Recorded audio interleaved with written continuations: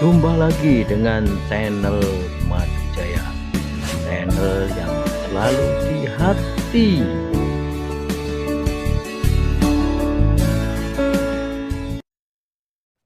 Assalamualaikum warahmatullahi wabarakatuh. Teman, sahabat, anak-anakku semuanya, kali ini akan kami sampaikan materi pelajaran kelas 9 semester 1 tentang menyanyi lagu secara solo atau tunggal. Selamat berjumpa dan selamat mengikuti pembelajaran di semester 1 ini. Kompetensi dasar yang akan kita pelajari pada pertemuan kali ini adalah memahami teknik pengembangan ornamentasi melodis dan ritmis lagu dalam bentuk vokal solo atau tunggal. Alur pembelajaran kita hari ini adalah bernyanyi solo atau tunggal. Materi yang akan kita bahas, yang pertama jenis-jenis penampilan solo atau tunggal, yang kedua latihan improvisasi lagu secara solo atau tunggal. Mari kita bahas jenis penampilan solo atau tunggal. Kalian tentu saja pernah melihat penyanyi yang ada di televisi.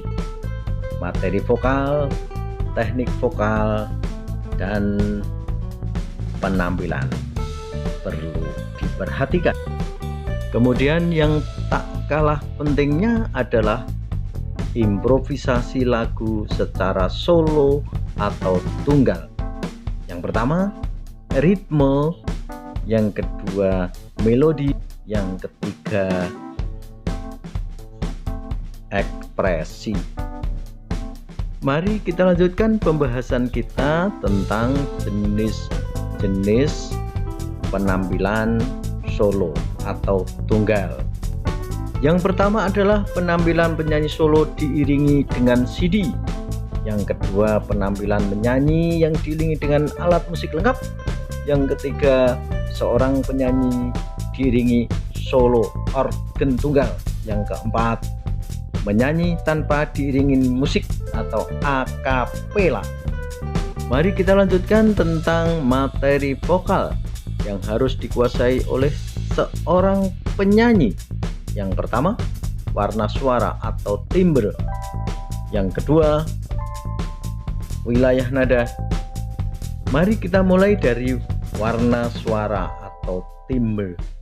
Warna suara atau timbre itu apa? Warna suara adalah perbedaan suara pada bunyi. Setiap bunyi memiliki warna masing-masing. Contohnya organ dan gitar. Dalam memainkan sebuah lagu, kalian masih bisa membedakannya. Itulah yang dinamakan timbre atau warna suara. Bunyi atau suara satu siswa berbeda dengan siswa lainnya karena getaran yang dihasilkan bentuk pita suara berbeda. Perbedaan ukuran pita suara menghasilkan perbedaan frekuensi suara masing-masing. Dari perbedaan ini dihasilkan warna suara yang berbeda. Selanjutnya mari kita bahas tentang wilayah nada. Setiap manusia atau penyanyi memiliki wilayah nada yang berbeda-beda. Kemampuan seseorang dalam mencapai ketinggian dan rendahnya nada menyebabkan seseorang memiliki wilayah nada yang berbeda. Setiap orang memiliki wilayah nada yang berbeda sesuai dengan ketebalan pita suara yang dimiliki dan upaya orang tersebut mengasah vokalnya. Pengetahuan tentang wilayah nada ini harus dikuasai oleh siswa. Jangan sampai siswa menyanyikan lagu dengan nada dasar di luar jangkauan wilayah nada yang dimilikinya. Berikut ini adalah wilayah nada untuk anak-anak, yaitu wilayah tinggi dan wilayah rendah. Wilayah suara tinggi nadanya C strip 1 sampai F strip 1. Sedangkan wilayah rendah wilayah nadanya adalah A sampai D strip 2. Berikutnya adalah wilayah suara wanita, yaitu sopran. Suara wanita tinggi wilayahnya C1 sampai A'2. Kemudian mezzo-sopran, suara wanita sedang wilayahnya A sampai F'2. Alto, suara wanita rendah wilayahnya F sampai D2. Nya adalah suara pria. Suara pria pun dibagi menjadi 3. Yang pertama, suara tenor, yaitu suara tinggi pria wilayahnya C sampai dengan A'2. Bariton sedang nadanya A sampai F1, dan bass rendah F sampai D1. Seorang penyanyi harus memiliki teknik vokal yang mumpuni, yaitu sikap badan ketika bernyanyi, pernapasan yang harus dikuasai, kemudian resonansi yang harus dikuasai, kemudian artikulasi dan gerak mulutnya, juga phrasing atau pengkalimatan, yang terakhir adalah ekspresi, yaitu mimik dan gestur. Nah, sekarang bagaimana sikap badan ketika bernyanyi? Yang pertama yaitu badan tegak dan rileks, kaki dibuka sedikit, berat badan bertumpu di kedua kaki dengan seimbang, dada dibusungkan tapi tetap rileks, kemudian pandangan lurus ke depan, dan yang terakhir posisi lengan tangan rileks samping kiri dan kanan. Teknik vokal berikutnya adalah pernapasan, yaitu pernapasan diafragma. Dalam diafragma terdapat alat yang jika terus dilatih dengan napas akan menjadi lebih kuat sehingga dapat memperpanjang durasi keluarnya napas saat bernyanyi. Otot diafragma dapat menjadi sumber tenaga yang besar untuk mencapai nada tinggi dan menambah tenaga ketika bernyanyi. Di samping itu, jika saat bernyanyi olah pernapasan dan sumber tenaga bermuara di diafragma, maka suara lebih bulat dan bening. Tenggorokan juga tidak sakit dan lelah. Kamu perhatikan dan latih tahapan pernapasan diafragma berikut ini. Yang pertama, ambil napas melalui hidung atau mulut, kemudian tahan napas tersebut kira-kira 5 detik. Rasakan otot diafragma makin kencang. Kemudian selanjutnya keluarkan napas dengan lembut, mengeluarkan suara desis halus dan rata sambil dihitung berapa kekuatannya. Ulangi beberapa kali latihan di atas sambil berupaya agar banyaknya hitungan desis yang dikeluarkan semakin banyak sehingga napasnya menjadi tambah panjang. Berikutnya, resonansi. Apa yang dinamakan resonansi tersebut? Resonansi adalah proses menggemakan suara dengan cara menempatkan sumber suara agar suara lebih keras ketika dikeluarkan dan sampai kepada pendengar.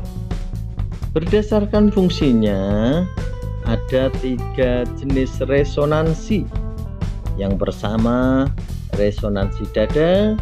Yang kedua, resonansi hidung. Yang ketiga, resonansi kepala. Apa yang dinamakan resonansi dada itu? Resonansi dada adalah memantulkan sumber bunyi bagian dada agar menghasilkan suara rendah. Menggunakan resonansi dada, nada rendah dapat dicapai dengan tepat dan halus sehingga tidak akan sumbang. Berikutnya adalah resonansi hidung. Apakah resonansi hidung itu? Resonansi hidung adalah memantulkan sumber bunyi seputar hidung, yaitu tulang rahang mulut sampai ke pipi. sehingga menghasilkan suara sedang yang tepat dan halus. Kerja tenggorokan tidak terlalu berat dan tidak mudah lelah. Berikutnya, suara yang dihasilkan terdengar lebih bening dan bersih. Teknik vokal berikutnya adalah artikulasi dan gerak mulut. Apa pengertian artikulasi itu? Artikulasi adalah pengucapan kata-kata yang tepat sehingga lirik lagu menjadi jelas. Bernyanyi yang baik tidak bisa lepas dari pengucapan kata-kata yang tepat yang diwujudkan dalam gerak mulut yang terbentuk mengucapkan huruf tersebut. Berikutnya adalah resonansi kepala. Apakah itu resonansi kepala? Resonansi kepala adalah memantulkan sumber bunyi bagian kepala yang menghasilkan suara tinggi dan halus. Memproduksi suara tinggi di tenggorokan, nadanya tidak akan sampai dengan tepat. Suara tidak bening dan terasa sakit di tenggorokan. Jika sering dilakukan secara terus-menerus, akan merusak pita suara. Teknik berikutnya adalah phrasing atau pengkalimatan. Phrasing adalah teknik vokal yang mengatur tentang pengelompokan kalimat di mana vokalis dapat mengambil napas pada setiap jeda antar kalimat. Penentuan phrasing ini hendaklah dilakukan sebelum mulai bernyanyi. Beri tanda pada jeda antar kalimat sehingga ketika bernyanyi akan tepat mengambil napas sesuai dengan makna lagu.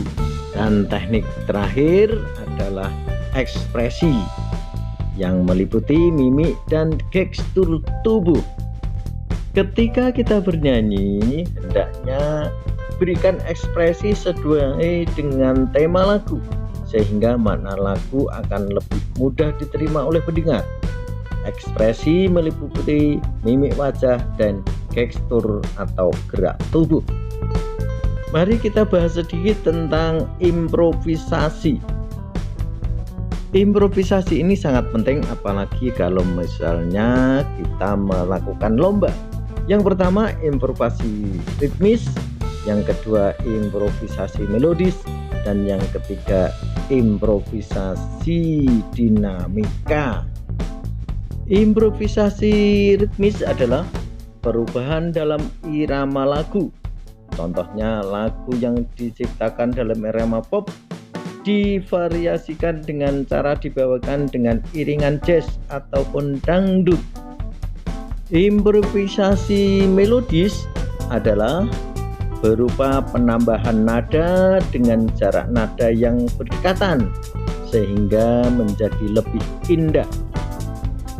Yang ketiga adalah improvisasi dinamik, yaitu perubahan bunyi keras dan lembut pada bagian lagu sesuai dengan kesan yang akan disampaikan.